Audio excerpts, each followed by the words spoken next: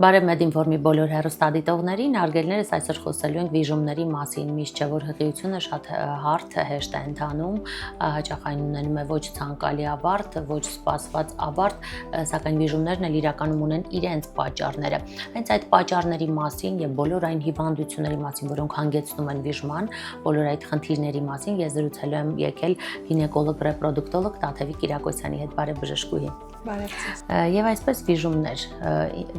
կարող է դա առանց պատճառի ընթանալ, տեղի ունենալ, առանց որևէ պատճառի։ Առանց պատճառի իհարկե չի ընթանում, բայց երբեմն լինում է, որ պատճառը ուղղակի չենք կարողանում հայտնաբերել։ Նշեմ, որ վիժումները հանդիպում են առհասարակ մոտավորապես 10-ից 15% դեպքերում եւ երբեմն կարող են ունենալ հաջորդական բնույթ, այսինքն 1 եւ ավելի վիժումներ զույգ կարող է ունենալ։ Պատճառները բազմազան են, ամենահաճախակի պատճառները վիժումների դա սաղմի մոտ գենետիկ խնդիրների առաջացումն է, որի հետևանքով ուղղակի հղիությունը կանգ է առնում։ Եթե նշում եք կրկնվելու հավանականություն կա ամեն դեպքում կամ դեպքեր կան, այս դեպքում նույնպես պատճառը դա է, թե կան հիվանդություններ։ Դա պատճառներից մեկն է, նշեմ, որ 2 եւ ավելի վիժումներ արդեն դա սովորութային կրելախախտն է, հանդիպում են շատ ավելի հազվադեպ, մոտ 1-ից 2% դեպքերում, որոնց պարագայում արդեն ցուցված է զույգերին շատ ավելի խորը հետազոտություններ անցնել։ Ինչ խնդիրներ կամ մեր օրգանիզմում տեղի ունեցող ինչ փոփոխություններ կարող են հանգեցնել վիժումների։ Խնդիրները շատ բազմազան են, հա, նշեցի արդեն գենետիկ խնդիրները, կարող է լինել անատոմիական, այսինքն կնոջ արգանդի հետ կապված խնդիրներ, որոնք կբերեն վիժման առաջացման, կարող են լինել որոշակի հորմոնալ խնդիրներ կնոջ մոտ, կարող են լինել ինֆեկցիոն ծագման խնդիրներ, երբեմն վիժումների պատճառը կարող է նույնիսկ պայմանավորված լինել տղամարդու սերմի հետ կապված խնդիրներով։ Շատ լավ, այդ տարիքային առումով, որքան տարիքը մեծ է, արդյոք այնքան հավանականությունը վիժումների մեծանում է։ Այո, միանշանակ, կնոջ ամենաբարենպաստ տարիքը հղիանալու, հղիություն կրելու եւ ծննդաբերելու համար դա մինչեւ 35 տարեկանն է, ինչու՞, որովհետեւ 35 տարեկանից հետո կնոջ մոտ սկսում է ձվաբջիջների որակի նվազում, որակի նվազման հետ կապված կամ հղիությունն է ավելի հազվադեպ հանդիպում, կամ եթե հղիություն է լինում, ավելի բարձրանում է հղիության կանգի հավանականությունը, այսինքն վիժման հավանականությունը։ Հետևաբար կնոջ տարիքը, այսպես ասած, ուղիղ համեմատական է վիժման հաճախականության հետ։ Ստրեսային ֆոնի վրա վիժումները կարող են տեղի ունենալ։ Շատ հետաքրքիր հարց է, ստրեսը ինքը իրանով վիժման պատճառ չի, բայց բնականաբար այն կանայք, ովքեր ունենում են վիժումներ, շատ մեծ ստրես են ապրում եւ կարելի ասել ստրեսը համարվում է ռիսկի գործոն վիժման համար։ Եվ նաև այդ ոլորտն էլ է շատ կարևոր, հա, կանանց աջակցել ոչ միայն բժշկական, անատոմիական խնդիրների հետ կապված, այլ նաև հոգեբանորեն աջակցել, քանի որ հատկապես մեծ տարիքում, երբ որ հղիությունը ավարտվում է վիժմամբ կամ չզարգացող հղիությամբ, բավականին մեծ ստրես են տանում կանայք, որի հետ նույնպես պետք է աշխատել։ Երևի թե հատկապես առաջին, այո, բալիկի հետ կապված, այ դա էլ է հետաքրքիր։ Առաջին բալիկի, երկրորդ, երրորդ բալիկի դեպքում վիժումները տարբեր են իրենց էմոցիոնալ ընկալմամբ եւ արդյոք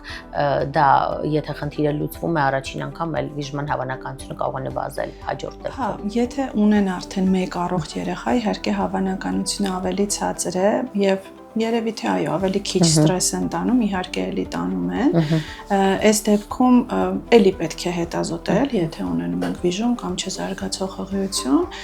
եթե 1 առողջ երեխա ունեն, հավանականությունը իհարկե բարձր է, որ ավելի լավ ելք կունենանք, բայց դա չի նշանակում, որ եթե օրինակ երեխա չունի կինը եւ առաջին հղիությունը ավարտվել է վիժում կամ չզարգացող հղիությամբ, ուրեմն պետք է հուսահատվել, ես ինքս ունեմ պացիենտներ, միշտ իրենց հուսադրում եմ,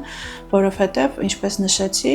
15% դեպքերում այո կարող է առաջին հղիությունը կամ հղիությունը ավարտվել վիժմամբ, դա հաջորդ հղիությունը նույնիսկ առանց որևիցե հետազոտության նորմալ ընթացք ունենա։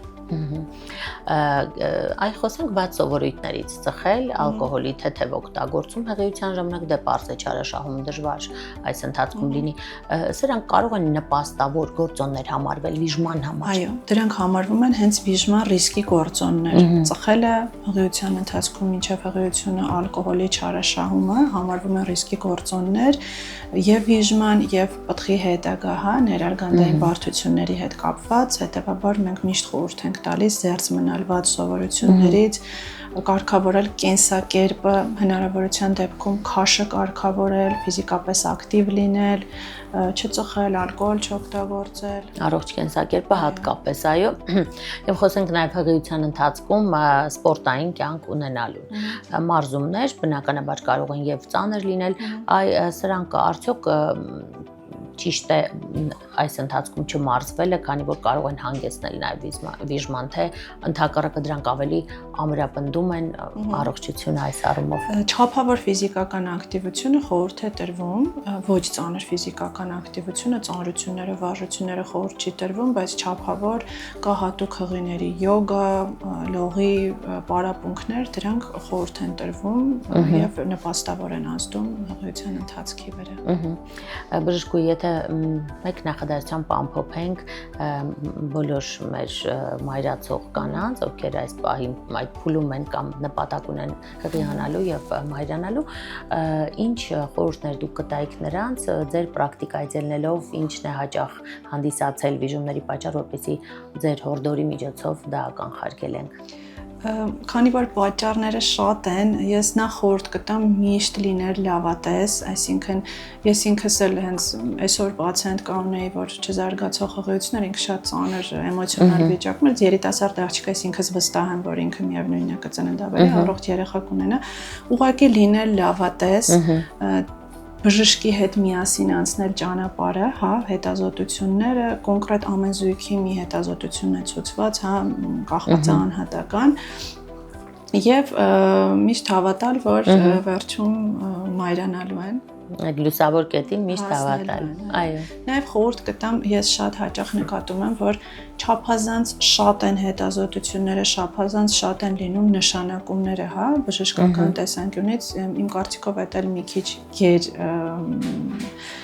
գեր ախտորոշումը, գեր նշանակումներ են,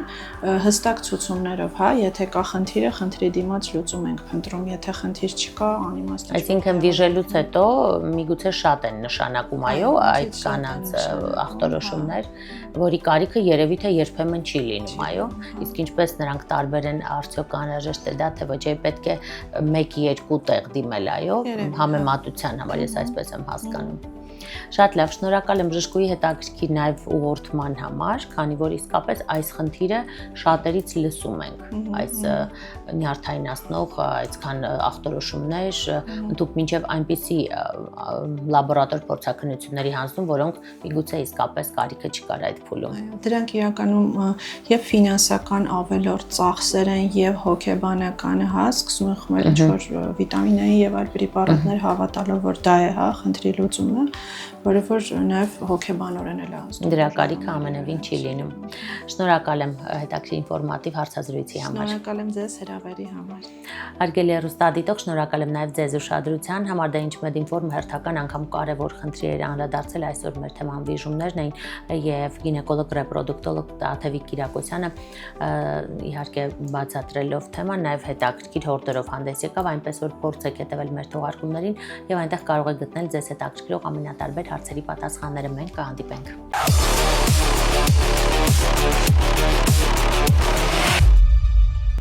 Ողջույն առողջ սպորտի բոլոր սիրահարներին եւ բոլոր մարզասերներին։ Ես գտնվում եմ Հիլ սպորտային համալիրում եւ եկել եմ մարզվելու։ Հիմա տեսնենք, թե մարզիչ Հայկը ինչ սխալներ կգտնի այս մարզասարքից օգտվելիս։ Նշեմ, որ մարզասարքը մարզում են հիմնականում կրծքավանդակի մկաններ եւ այն հիմնականում կատարում են տղամարդիկ շատ ծանր քաշերով։ Դե իսկ կանայք նույնպես ճիշտ այն կատարեն։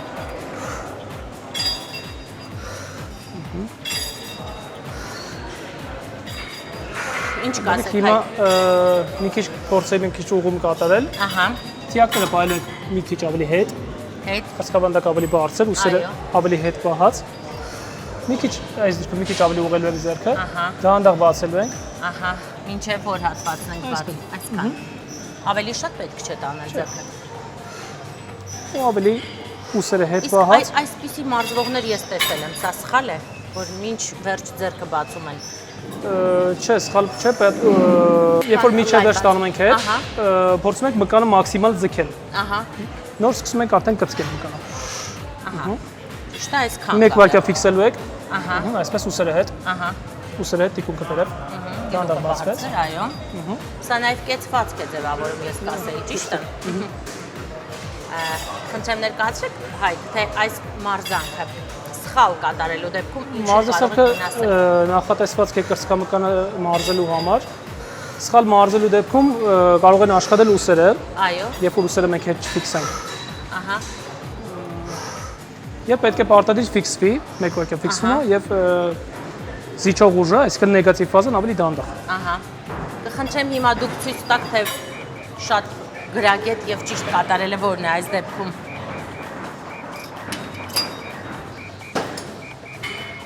Հարգելի հեռուստադիտող, ինչպես տեսնում եք, մարզիչը ցույց է տալիս ճիշտ եւ լավագույն ձեռք կատարելու։